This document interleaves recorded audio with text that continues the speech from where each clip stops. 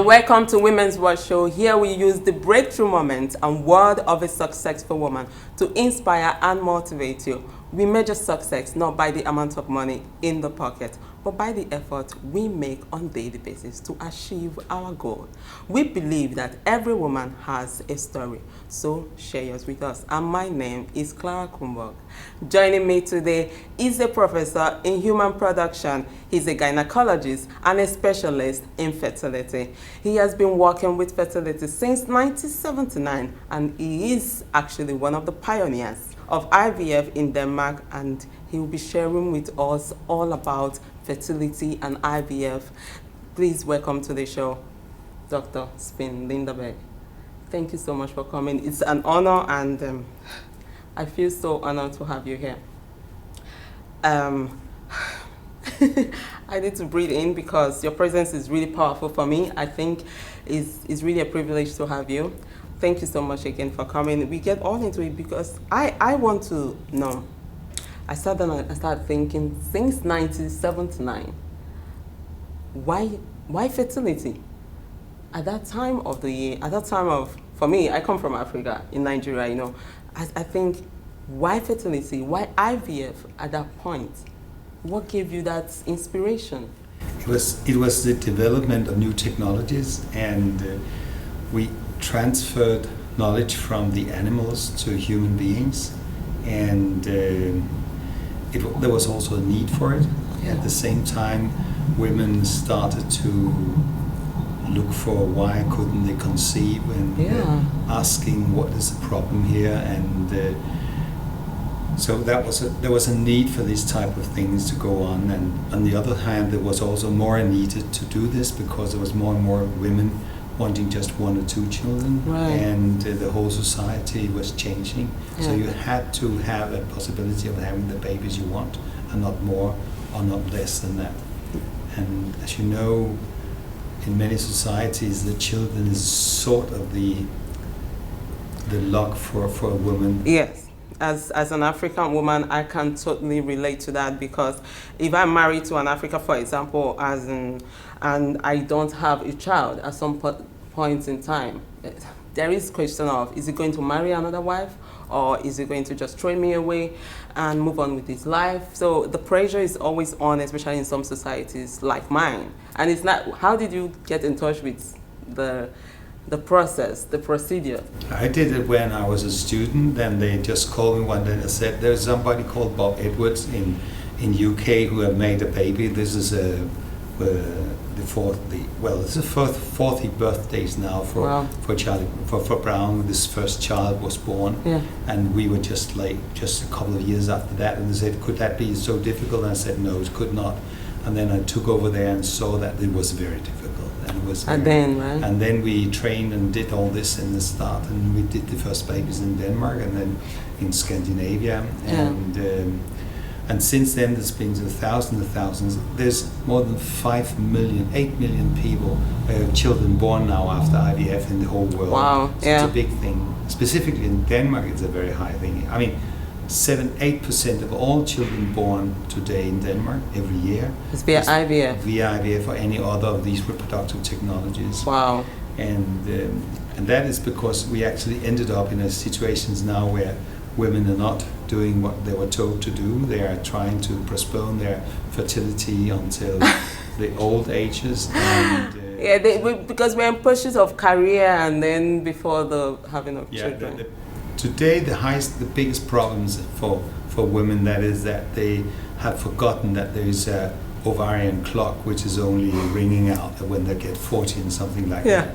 And that's a very bad thing. Yeah, we should know that the eggs get frozen at some point. Yeah. Okay, and it's getting juicy, and I want to know more, Doctor, really, but we'll continue right after this break.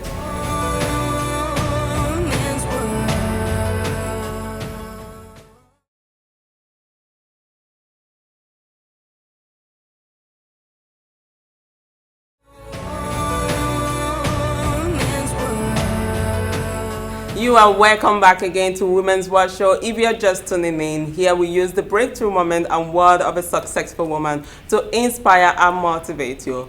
Remember, we measure success not by the amount of money in your pocket, but by the effort you make on a daily basis to achieve your goal. My guest is Dr. Svend Linderberg, who has really been leading us into the world of fertility and IVF, and we want to know more. Doctor, please, I would like to know, let me just start by saying, I call you father to many via IVF, which my own child is one of them. And I remember walking through the hall at the clinic, and I saw those pictures pasted, that this is so personal.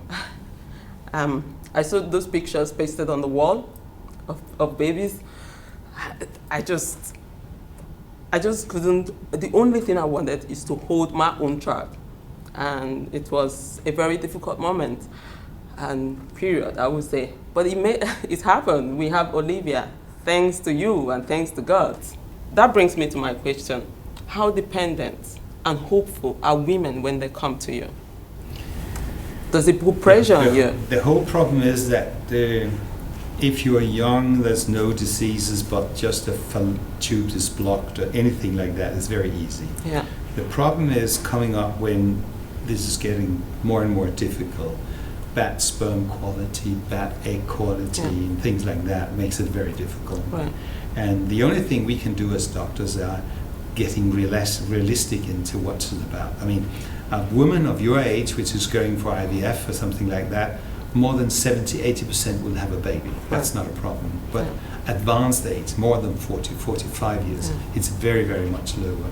And there you have to sort of adjust the expectations very much, because as you said, it's a very much a desire. Any child you want is a very much a desire for you, so it's a big problem. And that's also why lots of technologies has been changed during the years. I mean, lots of women in the late 30s, they start to freeze their eggs because they know they're not going to conceive a baby before they're 45, so they do that. It's not always the best solution to that problem, but it's sort of a good savior in the whole system. Just in case, yes. Yes. On the other hand, you also have to be realistic, because every time you take just one egg out, you only have 8% chance of getting a baby, so you need a lot of eggs. Wow. And these women cannot produce a lot of eggs, so it's a very big problem. That's also why egg donation, you look at lots of old women, that means more than 40-45 years of age. I just saw 150. Which gets babies. You can look at the movie stars in Hollywood and things like that. Most of these are probably due to egg donations, but they do not tell. So what happens is that women like you come up to this age and say, oh, we also want our baby on our own eggs. So everything is a very big problem. The best thing is that to give more and more information, and the best information you can give any woman in the world, that is, get your children early, because then you do not need IVF. You know, the age, you mentioned about the age thing. Yes, a woman of my age, say when I had Olivia, when we came for the process, I was in my late 20s, and but so there is no age specification of who can go for IVF, is there? No, yes, there is. I mean, if you're very, very young, you should not go for it. And if you're if you do not produce eggs, and this is very individualized. I mean, some women goes into menopause at 34 years of age, and some even when they're 50. So it's a very much a problem. That's why you need to go to a proper IVF clinic, fertility clinic, because they will be able to advise you. And of course, there are also women never getting a child, and that is a big problem for these people. Have you had a situation whereby a woman tried and tried and tried several IVF and it didn't work? I'm trying to put myself in that position, because I can feel the tension when the first one doesn't work, the second one doesn't. As in, how have you had that? Oh yes, situation. Women continues to a certain extent. We try to advise them, and they do not continue for many, many cycles, because if we can see this doesn't help, then we will stop. Is there another remedy if somebody doesn't conceive? No, you have to stop them at some point, and that's of course very difficult. I'd rather tell a woman that she has a breast cancer than telling them not to have a baby. A baby. Oh yes. Yeah. It's a very, very much more traumatic Yeah. problem. Yes. So the only option might be adoption or something. Yes, or egg donation. Egg donation. It's Yeah, that's big, also big another business in big activity in Europe now. Right. Okay. That's also a good one. But of course, every woman, you just want to feel the whole process. I think that thing that makes it very emotional and very personal, because you just want to feel your body go through the process and development of baby in your own body. So it's difficult to make such decision, and I can get it. I can relate to it when I don't want to hear that kind of news. Yes. But thank you so much for sharing that. I really hope a lot of women relate to this, and start on time. If you really want to have kids, start on time and go for it. IVF, is it becoming affordable to an average woman, do you think? We have a huge project in collaboration with, actually, it's a Belgian group who started this, William Umbelet, and also Gita Nagun in UK, and where we are actually offering very, very, very cheap but highly efficient IVF. It's called mild IVF. Okay. That means that you're only treating the women with tablets and you're only retrieving a couple of eggs, but it seems to be very, very efficient. And there are projects specifically in Africa now with mild IVF where it's very, very successful, where the cost for an IVF cycle is less than 1,000 euro. Okay, that's pretty good. Including everything. So this is coming up. Even in Denmark, we are producing mild IVF now and proposing that to women because they want to go for more natural cycles, less eggs, much more comfortable for them. I mean, we have women now coming in the morning, having retrieved 2 or 3 eggs, and then go for work immediately after. Nice. And in Africa, of course, and in other countries, it's very important that to be able to go for IVF, and the cost has to be reduced, and the cost is certainly reduced by not having all these add-ons, but just taking out the eggs and putting up 1 or 2 eggs. So yes, we are reducing the price on IVF. Right.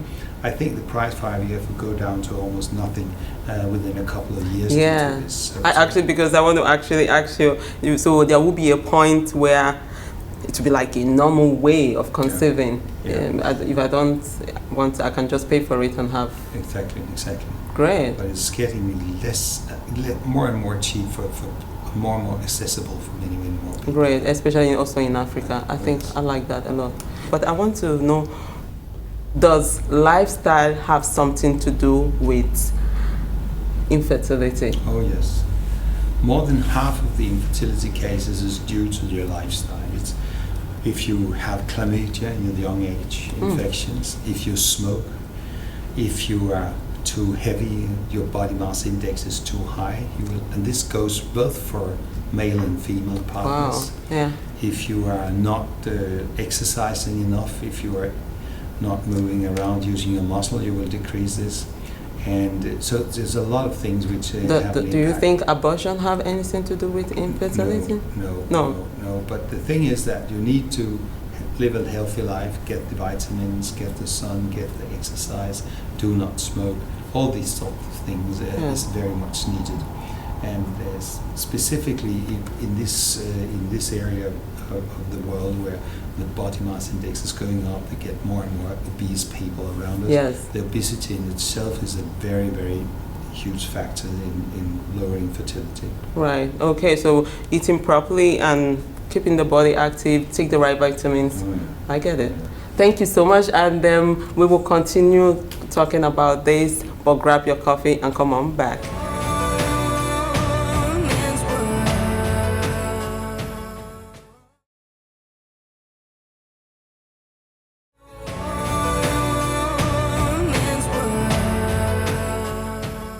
You are welcome back again to Women's World Show. Remember, here we use the breakthrough moment of a successful woman to inspire and motivate you. Yes, it has been really very interesting episode with Dr. Svend Linderberg, who is a professor in human production and a fertility specialist. He has really been giving us so much good information, and all we have to know, at least a bit of it, we have to know about IVF.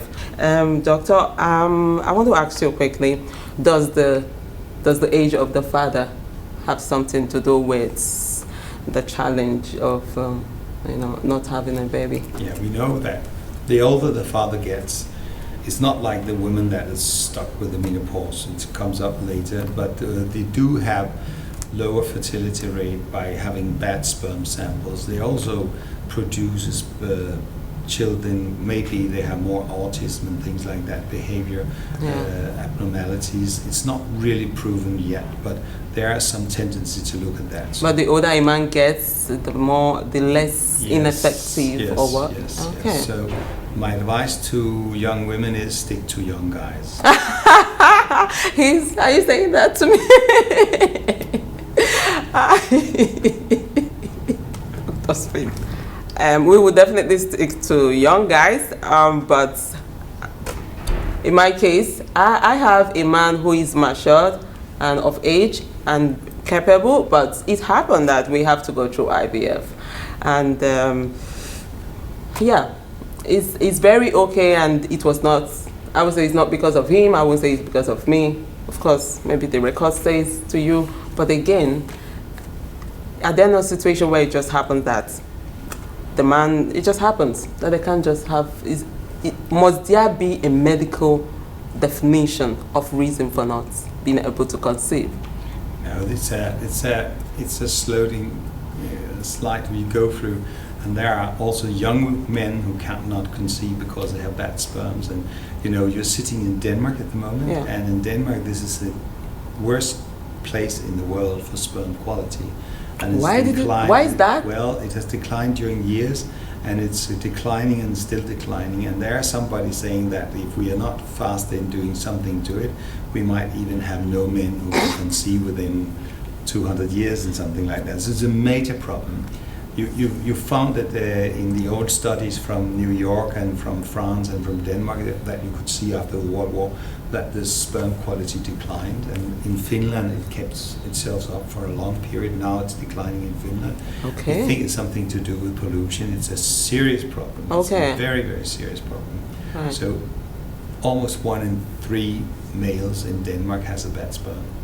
Wow. Sample. So it's a very critical situation in Denmark. Yes.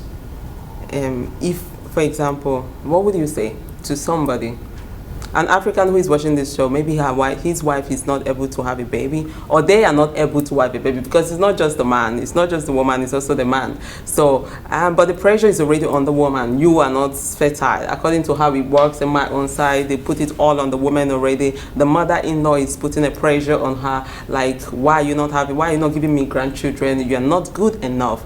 So, what would you say to some families like that?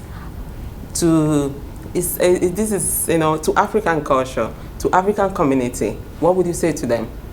I would say to them, we know perfectly well the cultural pressure on these situations for the woman. Yeah. And I know by personally being there that there's excellent fertility clinics in Africa. Yes. You should go for them and get advices as soon as possible if you think there's something wrong. As you said, it might be the male, it might be the female partner, and nevertheless, there's so much to be done, and it can be done. And specifically by now, the development of mild stimulation and cheaper treatments, it is accessible to many more. But the first thing to do is go to one of the fertility clinics as soon as possible when you find out you have a problem. Yeah. And you do not need to travel abroad for this, because in Africa now there are excellent clinics all over. But as a Nigerian, I would say most of these clinics are quite expensive. They are quite on the expensive side for now. Yeah, but they are decreasing the prices. Specifically in Nigeria, I know them, several of them very well. Okay. Yes, they are costly, but they are decreasing the prices now, and there are also more cheap things you can do, lifestyle, stimulation, having intercourses at houses and things like that. So it is possible, certainly it is. Yeah, okay. And then the man, eventually the man should not just assume that it's the woman's fault. More than almost up to 1/3 of the cases, or maybe up to the half of them, is actually due to the man and not the woman. Right? Oh yes. Okay, now we're talking. So you have to be careful. Okay, and just be sure, it's good to just go to get checkups and be sure that who the fault is from, but it doesn't matter. The problem is you are together to figure out how to get past this problem and get it solved. Thank you so much, Dr. Svend. We are so grateful. I am so grateful to have you here. It's been an honor. Thank you so much for sharing this part of your experience and your specialty with us. I appreciate it. Thank you. But before we let you go, we give you our present, which is the cup. If you go home with a cup, because it's a symbol to show that you have given a part of your specialty to this community, to inspire a woman out there to say yes, you can do it, to help a family that is actually struggling with fertility. So that's why we're giving you this present. Thank you so much, and yes. Thank you.